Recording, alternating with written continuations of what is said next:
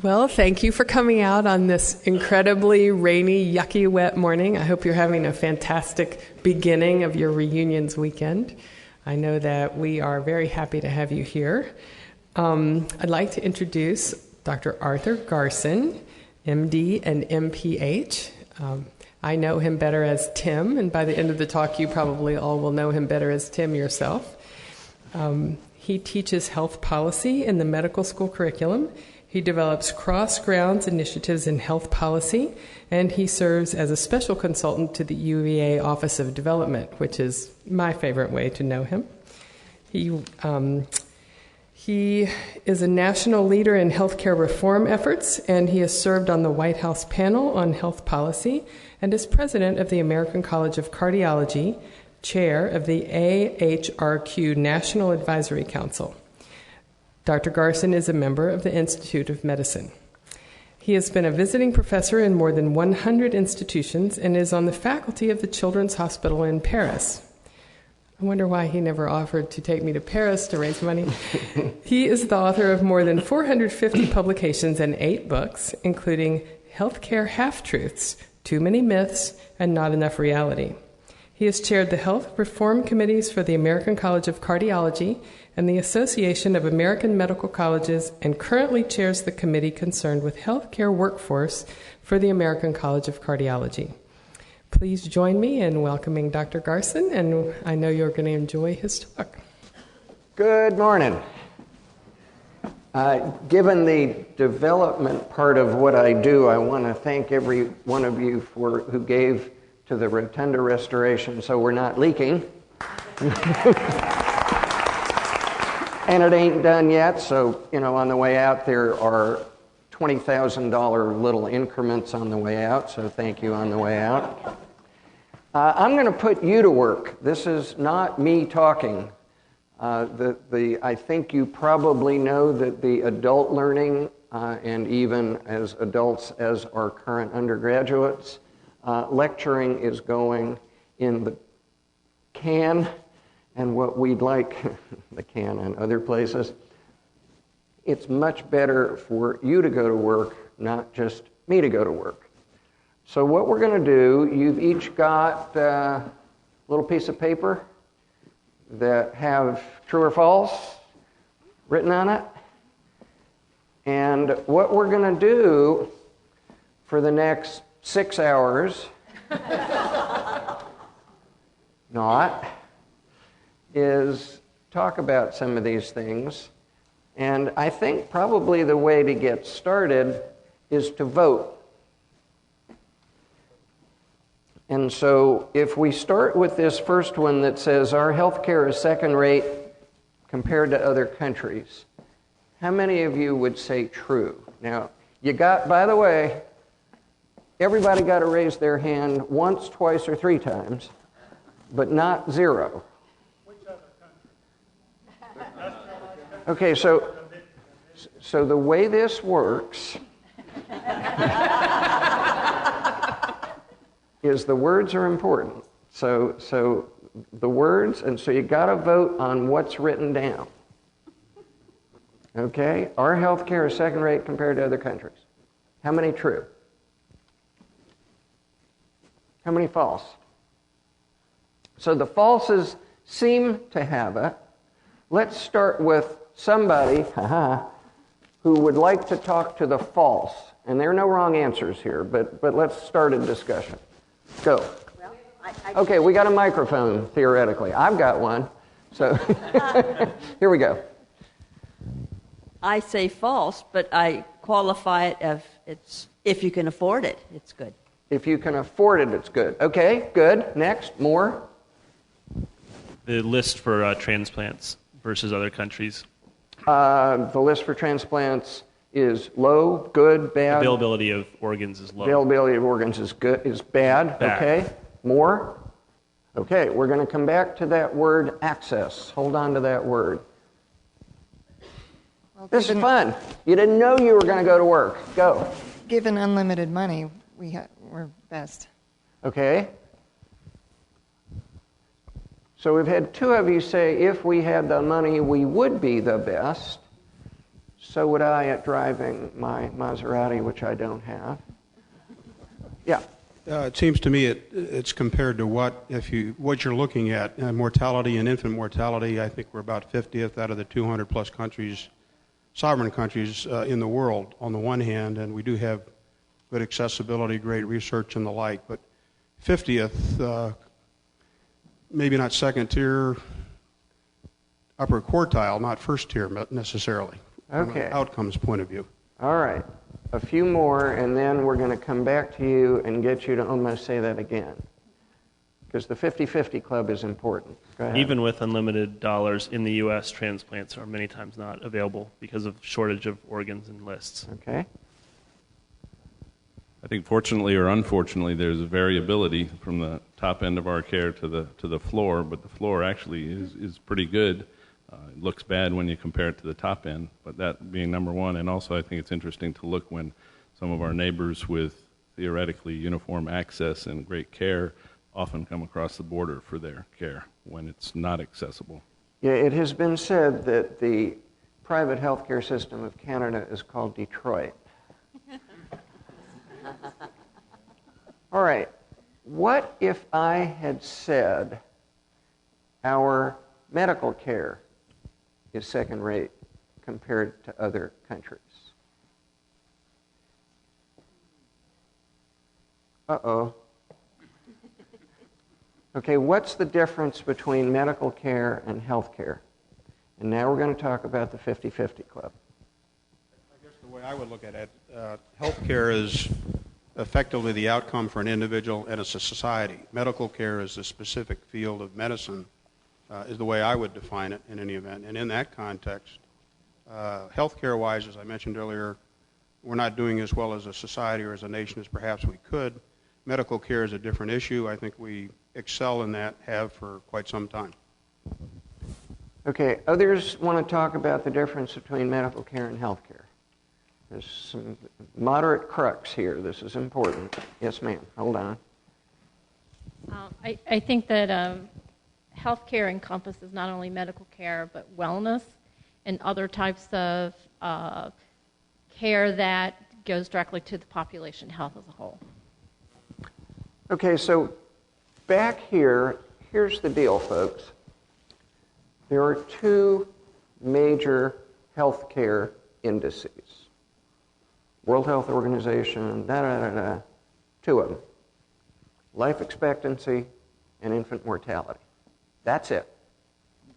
So when you say our health care, you're really talking about life expectancy and infant mortality. And congratulations, America, we are in the 50-50 club. So we are 50th. It varies by 2 or 3 each year. We're 50th in life expectancy and 50th in infant mortality.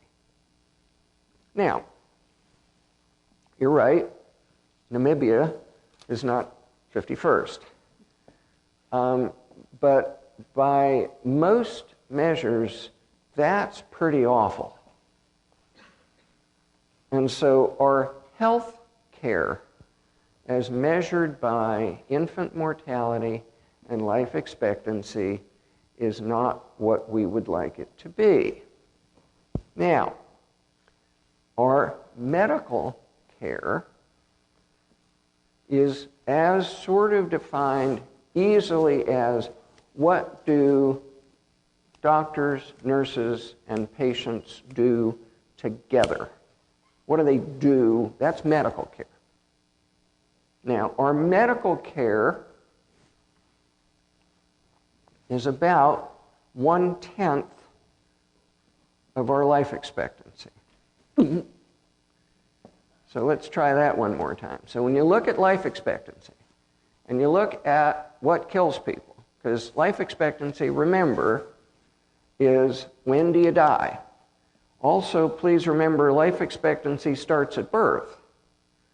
So if you've got a bad infant mortality, you're going to have a bad life expectancy because there are a whole bunch of people who are dying early. We all think about life expectancy at that end. Oh no, life expectancy starts at birth. Okay. Now, one more time.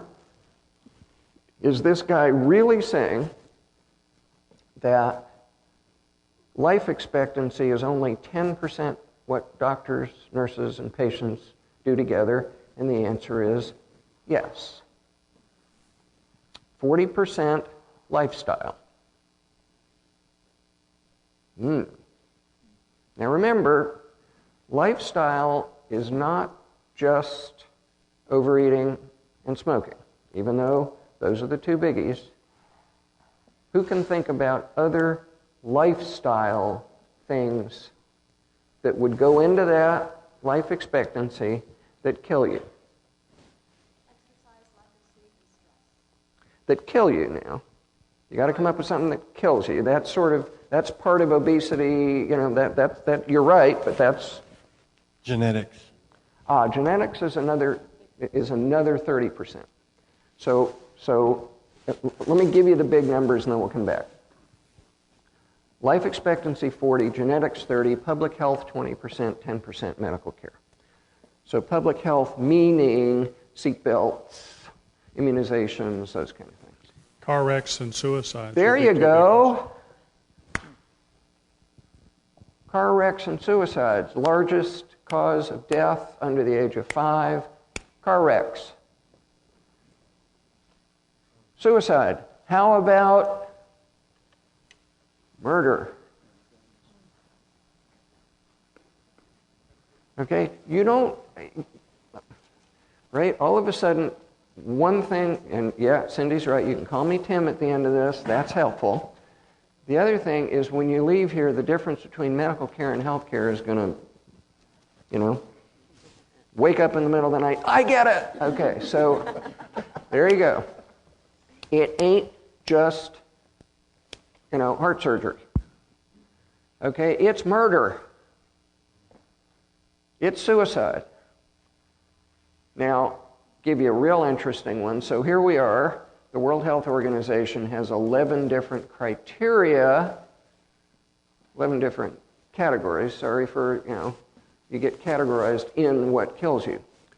Well, the most recent one they added was deaths due to terrorism.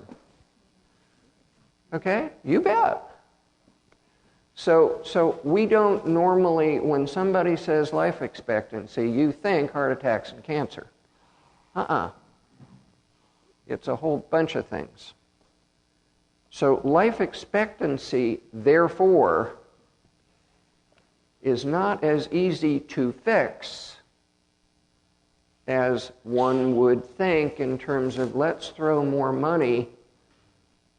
Now you're going to have to throw money at murder prevention, at suicide prevention, at better seatbelt, those sorts of things that we don't normally think about. Gee, we're throwing a bunch of money at this and it will improve our life expectancy. Okay, so medical, or somebody want to yell, scream? Yeah, go. I just have a question. Sure. Have you looked at how much then that is adjusted for the fact that we're a developed country? So when it comes to the obesity or the fact that we are able to afford cars, like how would that, I don't know, I guess it would just be interesting to dive deeper into looking at lower life expectancy in developed nations versus underdeveloped. Great question. Those 50 are all developed. India does, we're 50th in the world, but those 50 do not, you don't get Sri Lanka in that top 50. Yeah.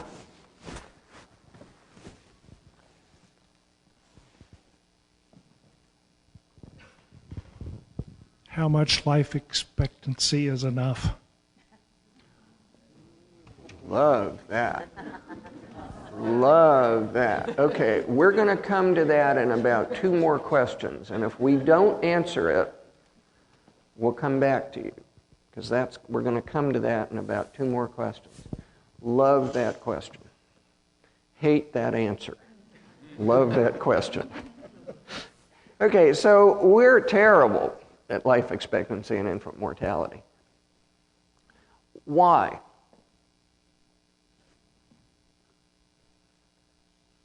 Why are we bad? What is it? Remember, we're talking here 50th compared to Cuba, What about compared prenatal? to Bosnia. Oof. Go. What about prenatal education Prenatal or education. infant mortality?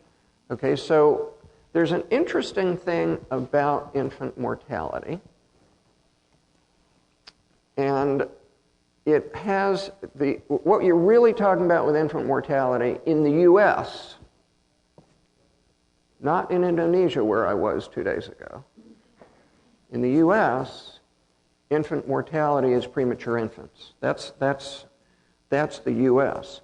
In less developed, it's the first year of life diarrhea.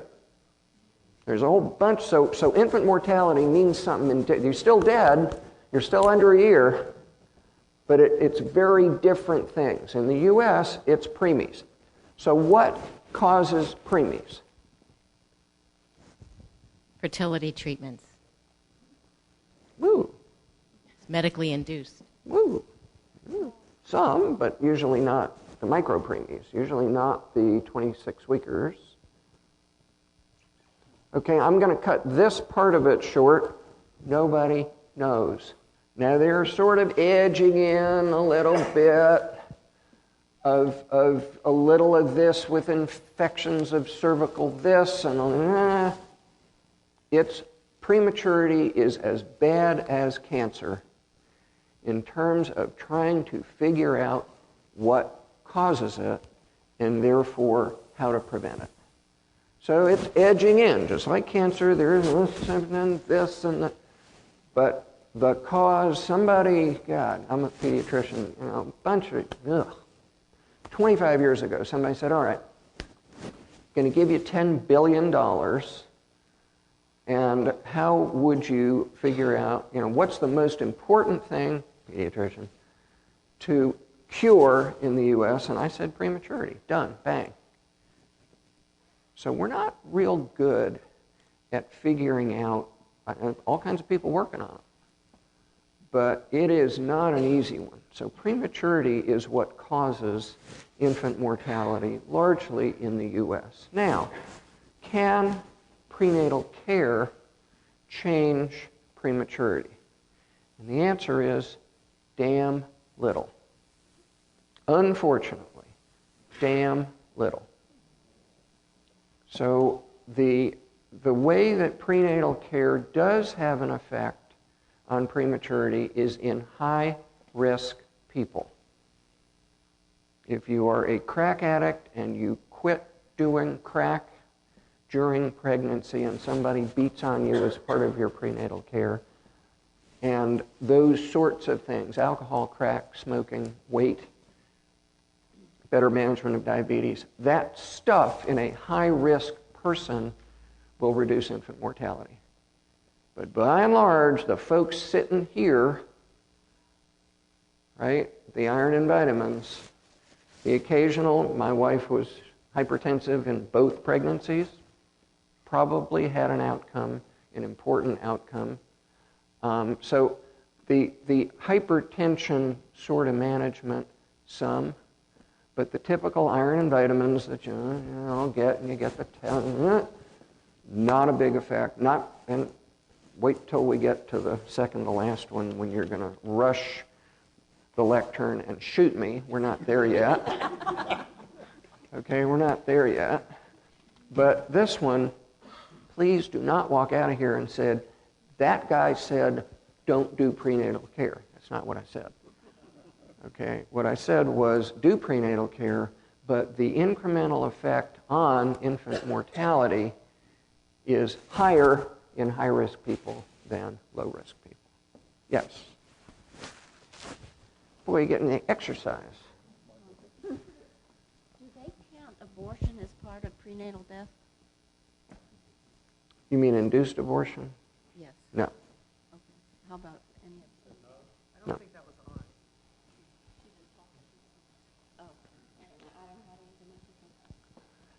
Yes, sir. How clean are the statistics of the World Health Organization? I know 30 years ago they weren't terribly clean. They're Well, I'll tell you, I mean, the question was how good are these statistics? And the answer is, and you'll all get this, and Indonesia's not a bad place or China, I was just in China last week. Some of these very, very premature births don't get reported. They just don't. And so they ain't gonna. So that's certainly true, but this is 50th among, not Sri Lanka. This is 50th among other. Yes, sir.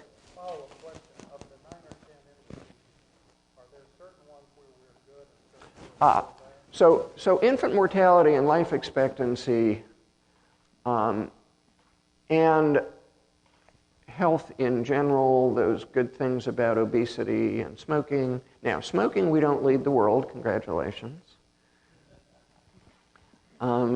Interesting analysis of what the economy of China would do if all of their people stopped smoking, since 4% of their GDP is from their cigarette tax. So there are interesting things that happen. So healthcare, we're pretty terrible. Medical care, we're a little better. Okay, so example, breast cancer mortality, we're best in the world. And that's a medical index. Okay, so breast cancer mortality, best in the world. There are a few more of those, but there is an index called preventable deaths. And there are about 20 of them, including maternal mortality. You know, how the heck many mothers die in childbirth in the U.S.? A lot. You know, Charlottesville is not, I'll offend somebody if I come up with a state or a city, so I won't. I offend enough people, not on purpose, so I'll stay away from that. But things like hospital-acquired pneumonia, things like, you know, the things that you hear about medical errors, things like, I mean, preventable deaths, maternal mortality. You're not supposed to die from hospital-acquired pneumonia. There's a bunch of, 20 of them. We are 18th out of 18 in developed countries, as in the worst in preventable death. Okay, now the one we haven't talked about at least some of the association of why are we so awful, is we have, right now, today, sitting here, 50 million uninsured people. One more time in English, 50 million uninsured people. And when you then say, let's look at the insured population, our healthcare indices don't look so bad. Our healthcare indices don't look so bad. Our medical care indices don't look so bad. So being insured has something to do with mortality.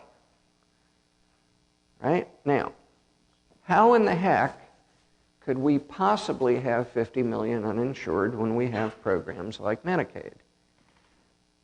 Well, the answer is Medicaid right now, today, we'll see how it fares in 2014 with the new health care law.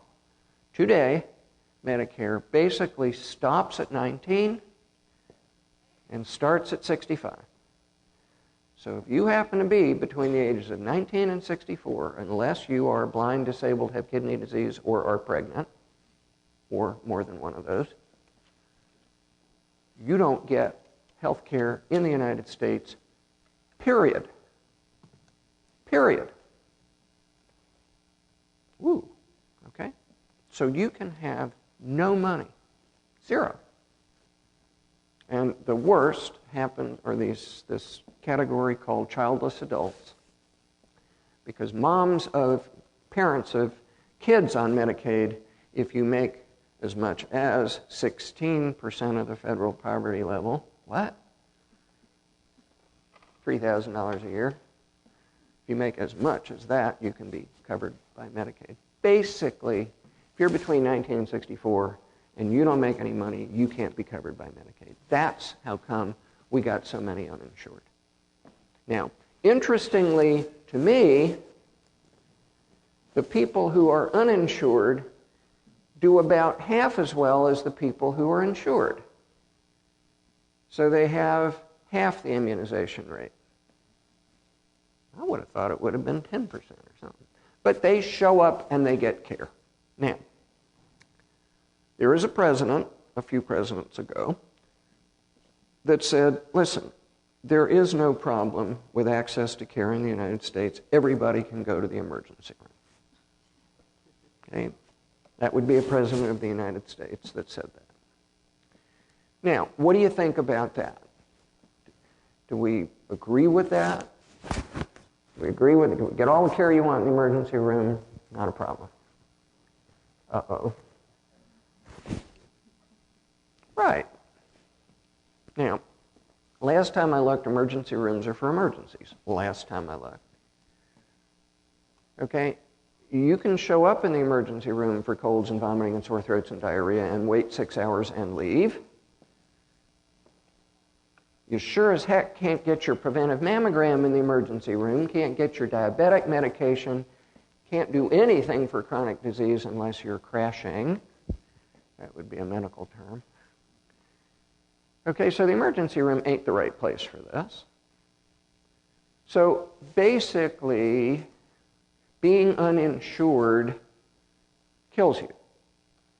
Right? The mortality between 40 and 60 of people who are uninsured is twice the mortality of people who are insured. Yes, sir. Square that with what you told us earlier about medical care only being a 10% factor in death.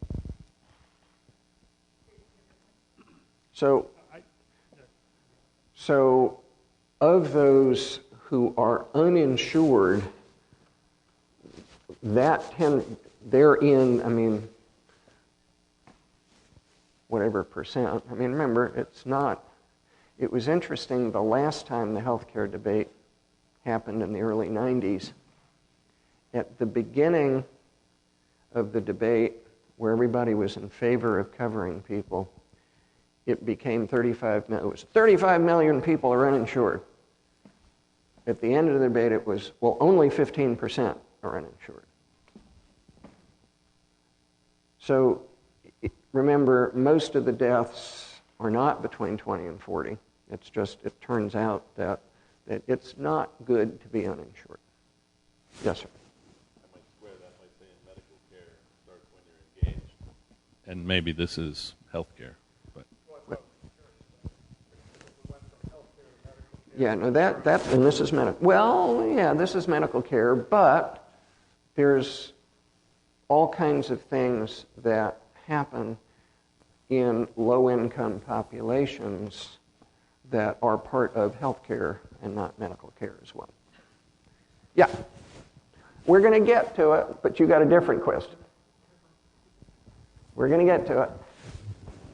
So much of statistics is, as you say, you have X deaths, half don't have insurance, therefore uninsurance causes death. Correlation, not causation. What depth of digging into the people that don't have insurance has been done? In other words, how many people that don't have insurance say, I'd rather buy a car? Fair enough. In the 18 to 30 age group, that's exactly what happens. In the 18 to 30 age group, that's the I am healthy, the heck with it. Okay, but let me come back to your basic question, and then I want to move on. But I want to leave you with, okay, we've had a 30-minute discussion about healthcare and medical care. What's important about this? The things that people die of who are uninsured from a medical care standpoint, you know that the University of Virginia and others have a clinic in Wise, Virginia, Southwest Virginia, once a year. And I was there several times. And you don't take too many of, and I've seen it now twice, but as an allegory, the man that comes in and says, I don't feel real good, and has basically a grapefruit-sized bladder cancer that a simple urinalysis would have found, and has been away from doctors for 2 years.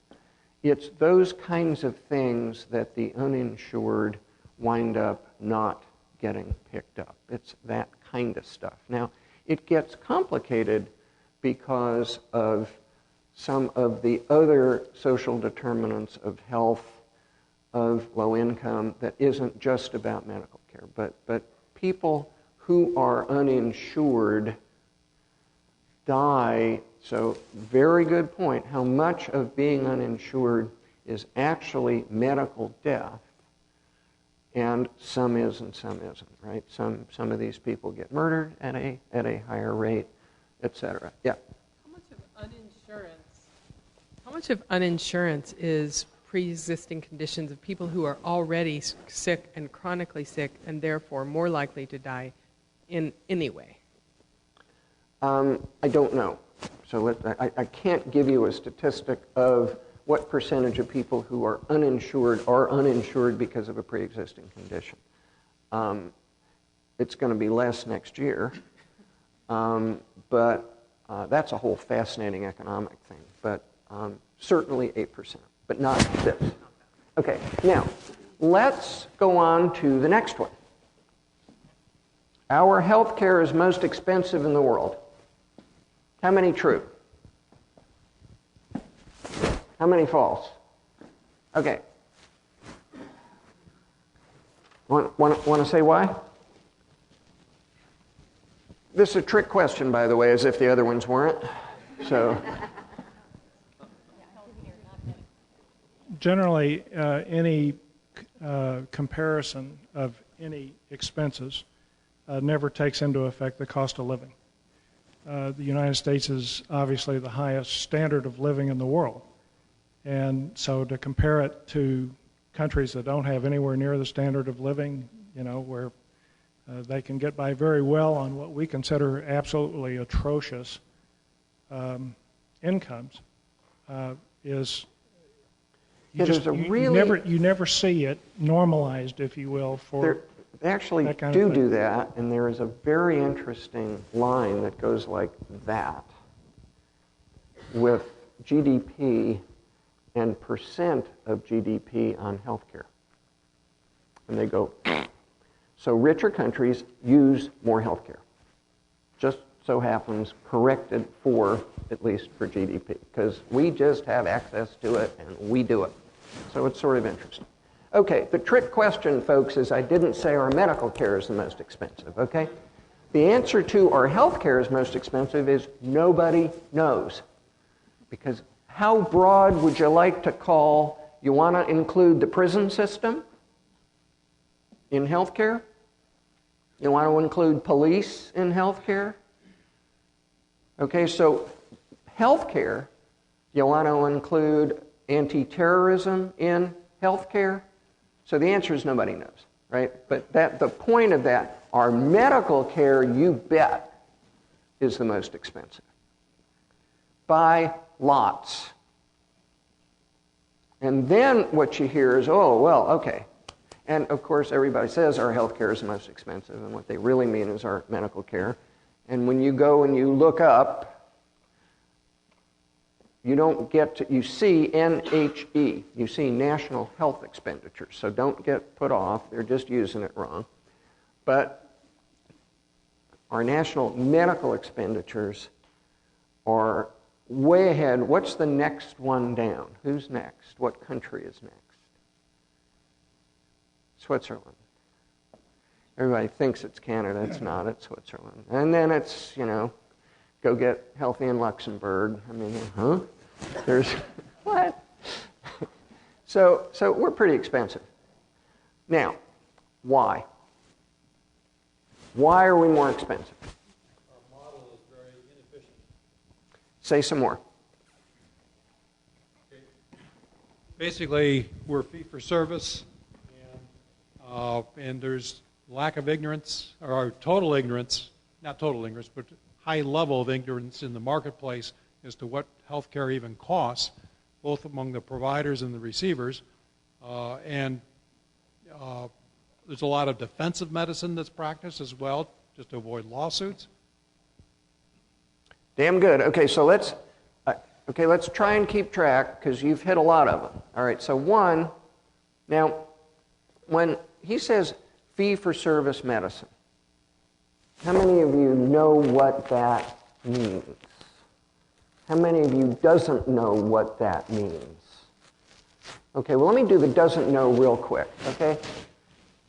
Doctors get paid, by and large, for what they do piecework. I do heart surgery, I get paid for doing that. I see a patient in the clinic, I get paid for doing that. That's fee for service. Okay, the opposite of that is salary. Right? I just have a nice day, I just get paid X. Now, there are ways of modifying salary with bonuses. Of course, the most moronic thing is to bonus somebody on the basis of piecework, which is done a lot. Oh yeah, I'm salaried. In a place I used to be, one of the high-income surgeons had a $100,000 salary and made a bonus of $900,000 on the basis of everything that he brought in. Huh? So the fee-for-service system, as much as I would like to say it doesn't, it does stimulate docs to do too damn much. Okay, it just does. And how much? Not known. And defensive medicine, same issue, because the only way you can actually tell if a doctor is doing something because they're going to make money or because they're worried about being sued is to ask them, ...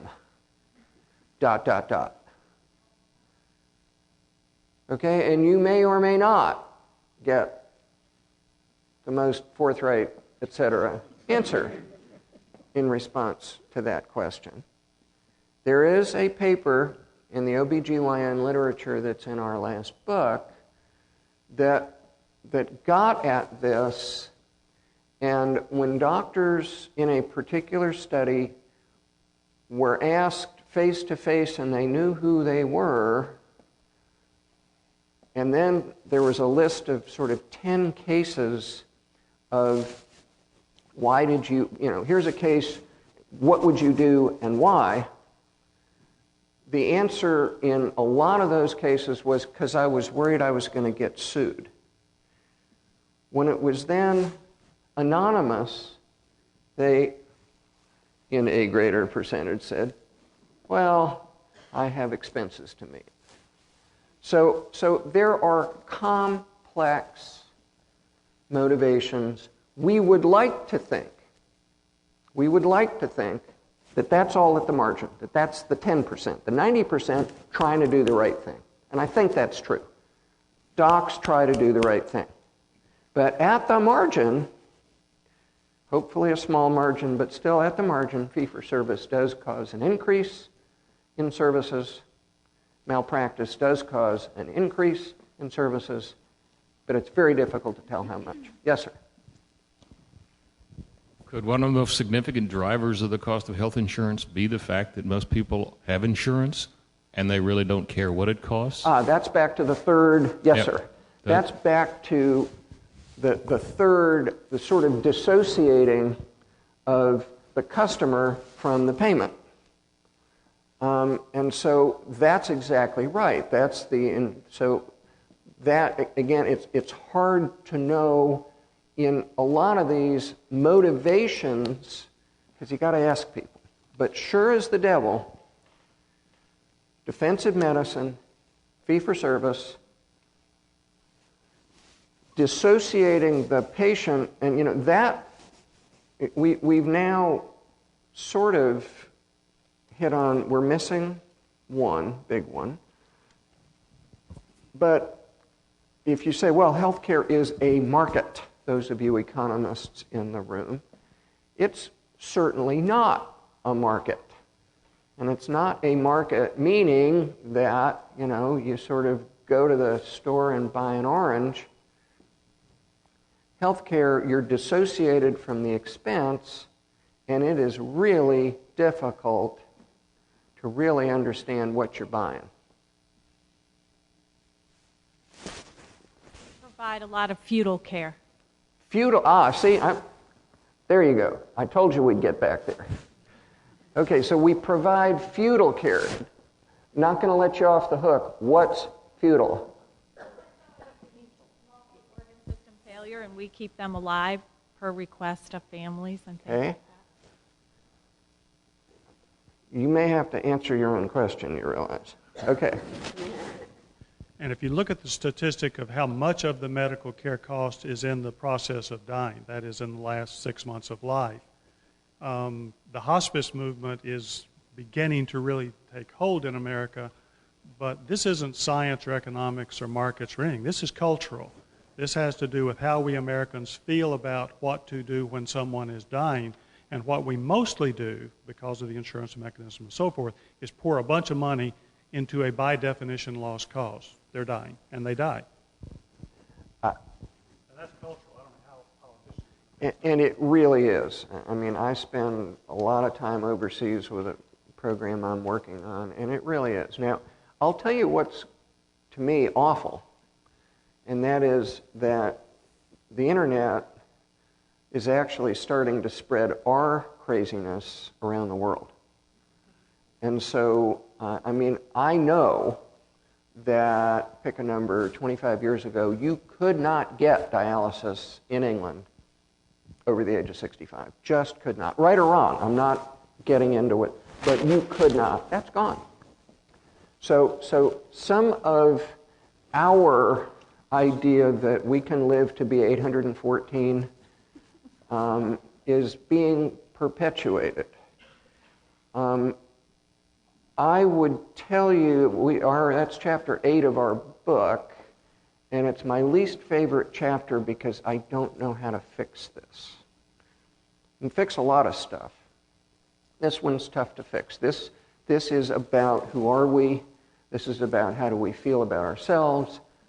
There are things that you can chip away at the side, okay? There are nursing homes that are worried stiff about getting sued, and so they routinely, a very, very elderly person gets real sick and back to the emergency room. There ought to be ways of dealing with that kind of stuff.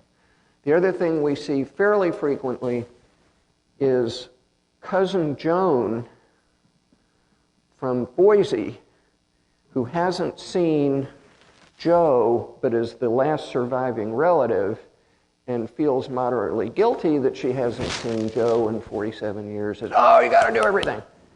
And so there's some of that, but basically we are who we are. And you know what? Maybe that's okay. That one's going to be tough to fix, of who we are. How do we get that conversation going in a large-scale way? What are your suggestions for how, as a society, we start that conversation? Because it seems to me, from what the gentleman said and what your thoughts are, it seems to me that we've got to start having that conversation about death and the meaning of death. And, do you have any suggestions on that? In 35 seconds or less. And I'm asking that, and I'm asking that well, because... why don't we listen? How about, do people in the audience have some suggestions about how do we deal with this? 1, 2.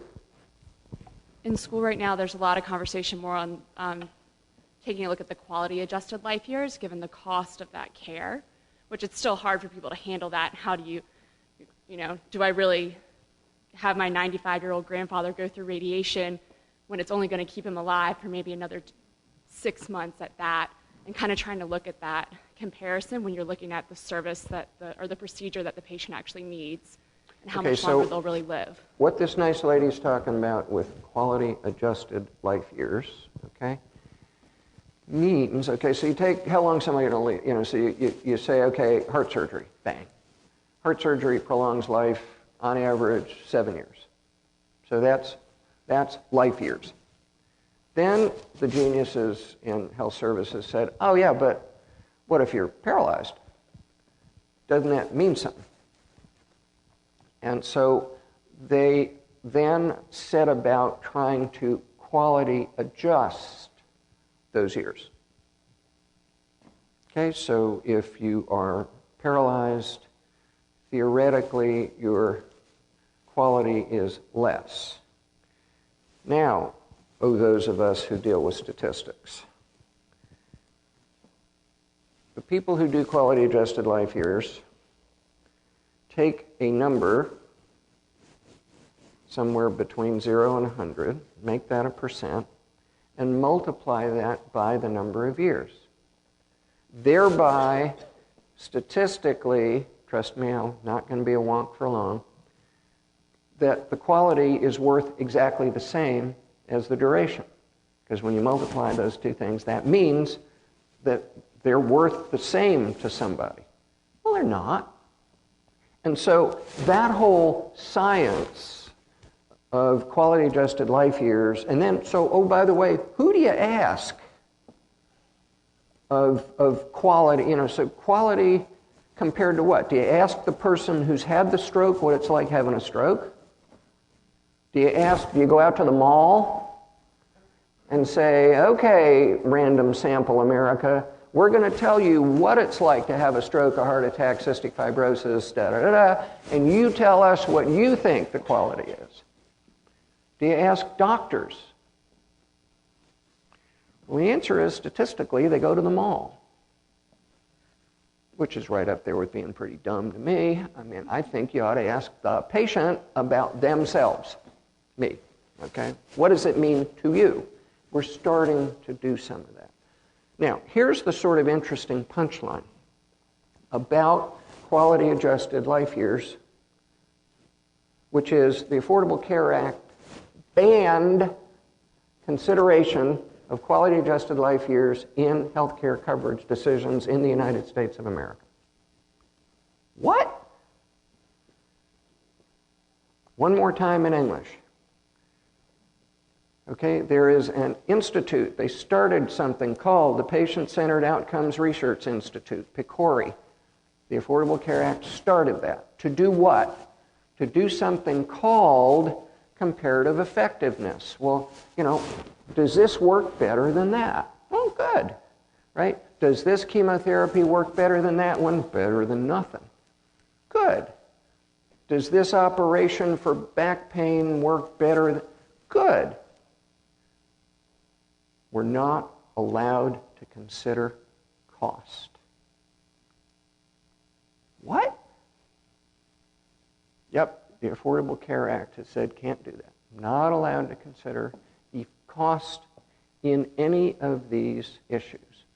The basic Medicare law, basic current Medicare law, everybody over 65, not allowed to consider cost in whether or not they pay for it. So we as a country have decided that consideration of cost when it comes to deciding whether things work or don't work is not something the United States wants to do right now. How do we get our congressmen to realize we do want to do that? Well, you can imagine that gets back to this question which is equally unpopular, of how do we talk about death? This would go under the R word of rationing. and is just not a popular thing for politicians to talk about.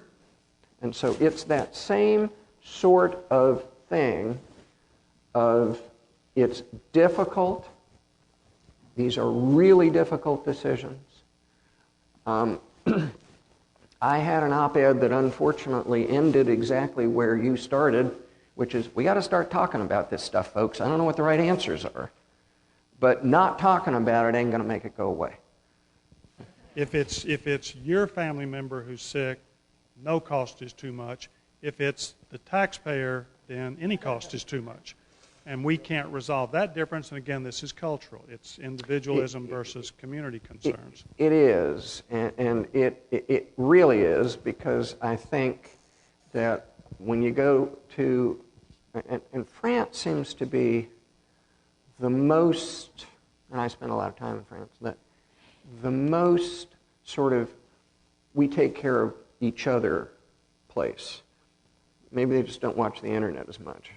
England used to be, and is sort of watching too much of our internet. There are absolutely differences in how we look at ourselves. Yeah. Are outcome studies or best practice medicine the same thing as cost? Oh, no. And how would physicians feel about the freedom of no cost consideration to choose best practice? So best practice, again, has a little bit to do with what's best for the individual versus what's best for society. But that was the whole concept that the government said, we're not going to consider cost. Now, I don't happen to agree with that.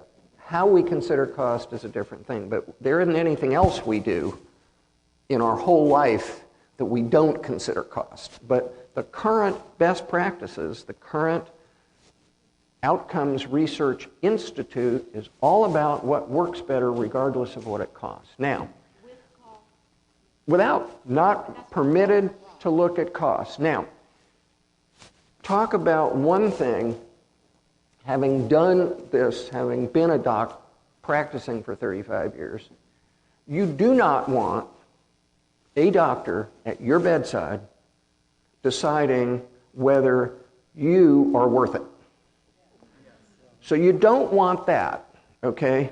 You don't want rationing at the individual level no matter what you do. You do not want the doc saying, oh, well, if I'm giving you this expensive stuff, because that just ruins what we're about. We're supposed to take care of patients. But at a policy level, we got to start looking at that stuff. Is it irrational to think that best outcome would be best cost ultimately? No, they're not always together. A couple of people, but as the microphone's moving, what is cheapest is not always what is the most effective.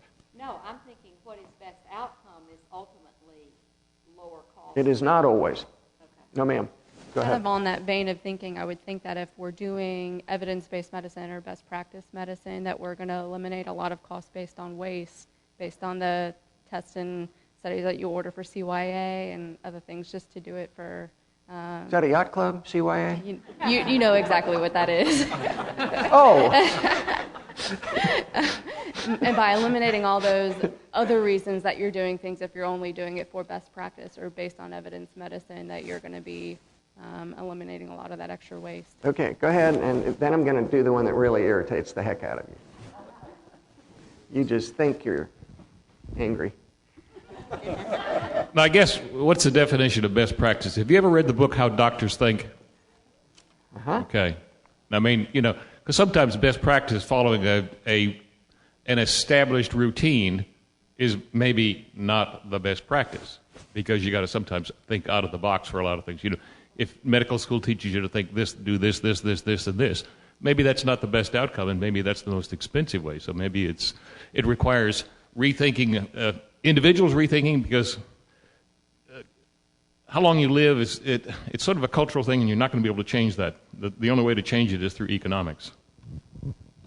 Okay, two more.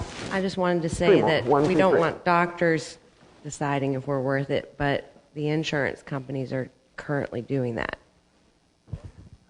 Yeah, hopefully, they're not deciding if, what we hope is that the insurance companies are at least saying, you people with X, not you, Harriet.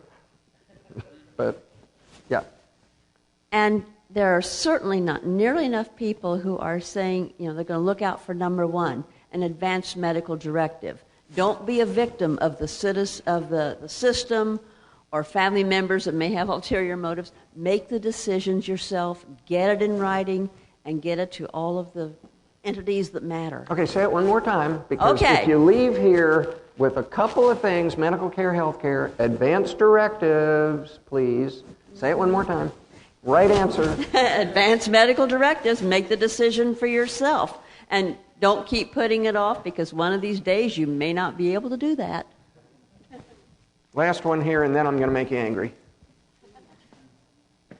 So how do we get, I talk to a lot of people in my community, and the small business owners, they're the ones that really are going to feel the brunt, according to them, of the Obamacare, Affordable Care Act. How do we talk to them in a way that makes them inspired for the fact that they're going to have to pay a little bit more, and correlate what they're doing with the low-income part of society that they may never really come into contact with? How do we, because that's really who we have to get the buy-in for that's the part of the electorate that has to support this to some degree. Okay, so this is a whole, right?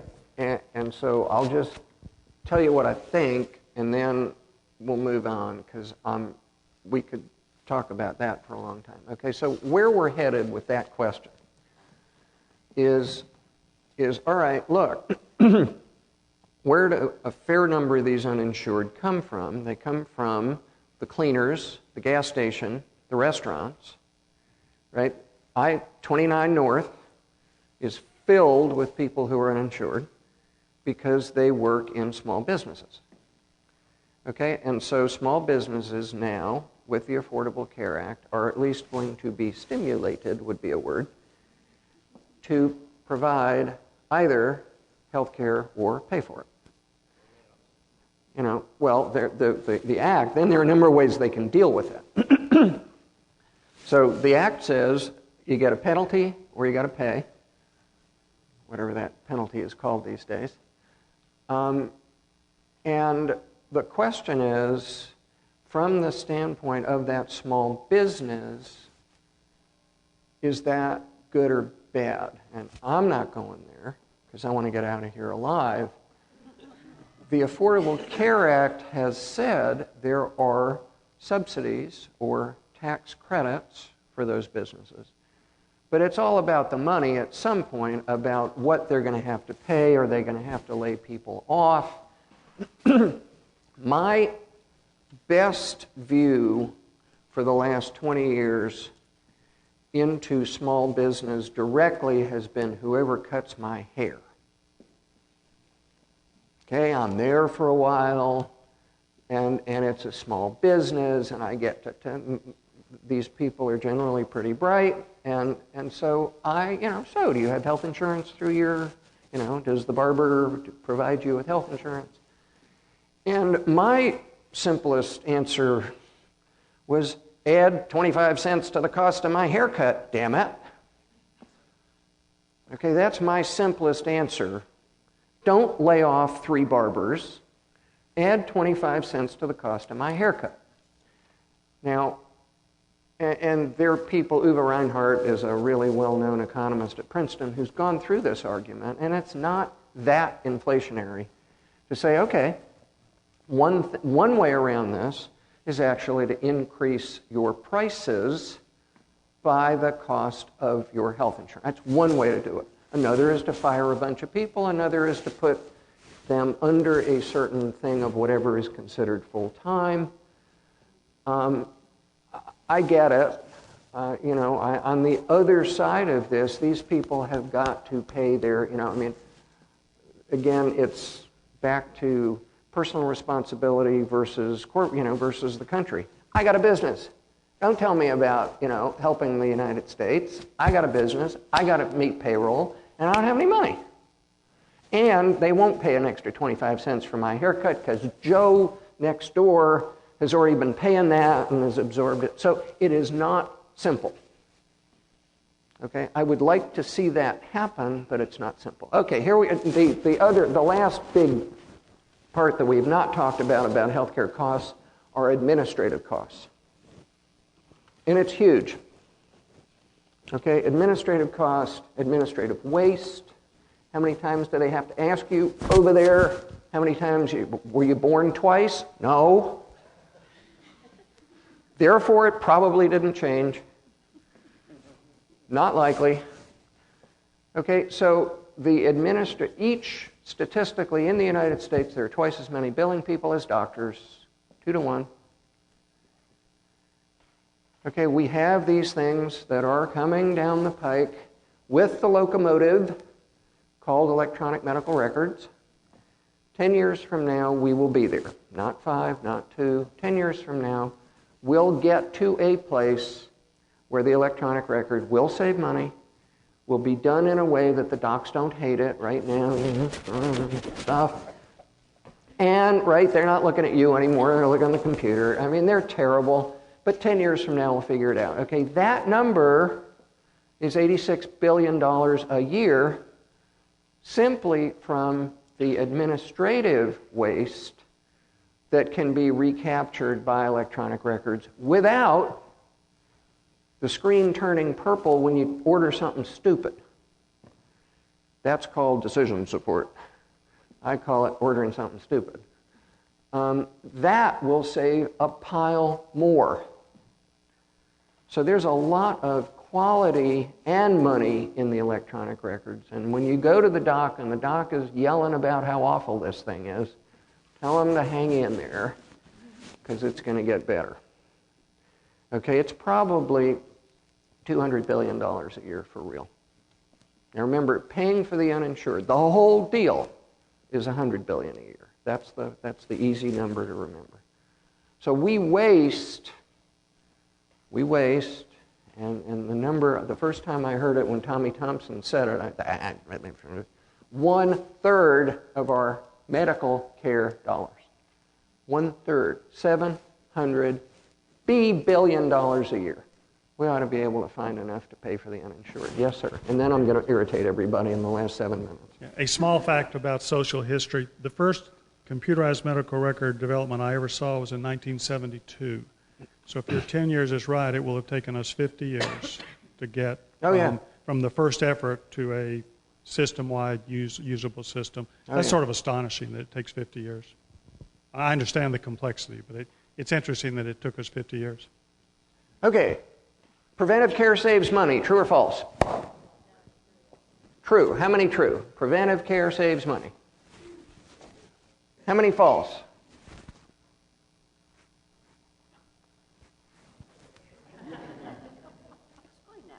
Explain that, please.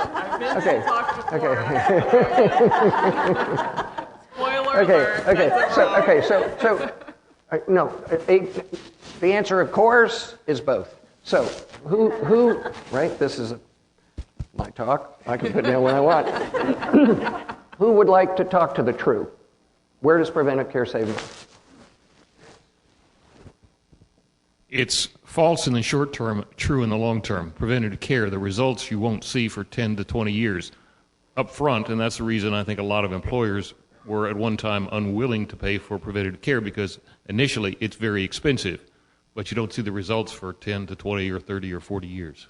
Okay, more true. Not false yet, true.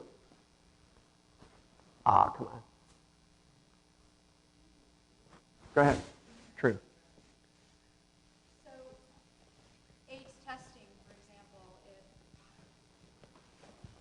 AIDS testing, I think we talked about Healthy Start, just all of these things, even education on how to live a healthy lifestyle to prevent you from becoming obese and getting a heart attack. So that would be one way that, in my opinion, it would be true. Okay, a false. False. 2 falses, and then we'll wrap it up. Measles only. Measles only. I think one way that it might be false is we prevent certain problems only to survive long enough to get other problems that cost a lot. One more time. Say it again. Say it again. That's it. We prevent certain problems only to live long enough to get other more expensive problems. Okay, so here's the deal. And the reason that it's, and this is again one of those, and I'm going to promise to quit in 5 minutes because we'll stay on time. The reason, again, please don't walk out of here and say, that moron said preventive care is bad. Okay, no, preventive care is good. Right? The purpose of being on this earth is to be healthy, disease-free, a whole bunch of things, but happy, healthy, all that stuff. If you want to just save money, then die at birth. Go for it. Right? If it's about money only, right? So ignore that one. All right? Now, there are things that then, what do you include in saves money? Do you include productivity at work? Well, of course you do. Okay? There are things that are difficult to include, to monetize, of the love of a grandparent for a grandchild who happens to be 70-something years old. That's tough to monetize. But let me give you a couple of closing thoughts to grit your teeth on. The middle of life always works, right? Motorola saves $3.10 for every dollar they put in, just as long as they don't have to pay for you at 65. So Motorola gets you, Motorola saves a pant load of money by doing stuff that gets you to be sick at 66 when Medicare is paying for you. Okay? So think the economics of that one. That's one. Two, by virtue, this is a little wonky, by virtue of the fact that healthcare costs are going up at twice the rate of general inflation, right? So general inflation is 3%, healthcare is at 7%. Dying from the same disease 10 years from now is 25% more expensive. Just by virtue of the fact that that all of that stuff, that medical inflation, now, if we could cut down medical inflation, which is what we'd all like to do, that would not be true. But right now, today, if healthcare inflation is going up at 6%, and everything else is wages going up at 3%, it's simply just by the fact that occurs, it's 25% more expensive to die 10 years of that same disease. Then we get to this other really interesting issue that if you die at 40, you are less expensive than dying at 80. And the one that did this, and I'm fascinated that these are the people that did it, the Congressional Budget Office last November published a paper in a very well-known medical journal that asked the question, what would happen if we increased the cigarette tax 50 cents? What would that do to the overall federal budget 30 years from now? Okay, so one more time. We increase the cigarette tax 50 cents. What's going to happen? A certain number of people are going to quit smoking. Okay? Federal government gets that 50 cents. Okay? People quit smoking. They live longer. They die later. They're more expensive. And they did that analysis, including productivity, and 30 years out, increasing the cigarette tax costs the federal government money. Okay? So the answer, again, please don't walk out of here and saying he told us to smoke. Please. But the economics are complicated. And February, before the second to last, the original Obama-Hillary contest, the three of them had in their campaign literature, we are going to base our payment for the uninsured on preventive care because we're going to save so much in preventive care, we're going to pay for the uninsured.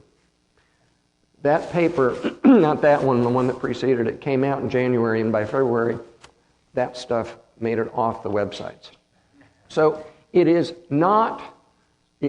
complicated about saving this money in a lot of ways, but hopefully on my way out of here, a little of this has gotten a little murkier, a little of it has gotten a little clearer, and thank you.